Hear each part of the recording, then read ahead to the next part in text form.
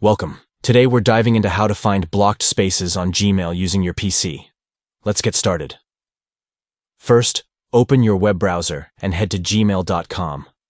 Make sure you're logged into your account to access all features. Once you're on the Gmail homepage, look for the grid of 9 dots next to your profile photo in the upper right corner. Click on those dots, and from the drop-down menu, select Chat. This will take you to the chat interface, where you can manage your spaces. Now, at the top of the page, you'll see a gear icon.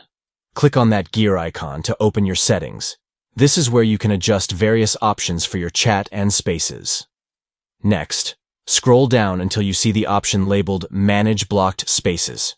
Click on this option. Here you'll find a list of all the spaces you've blocked. In this section, you can review your blocked spaces and decide if you want to unblock any of them. It's a straightforward way to manage your chat experience and reconnect if needed.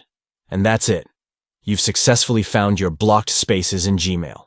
If you found this tutorial helpful, please give it a thumbs up and subscribe for more useful tips. Thanks for watching, and see you in the next video.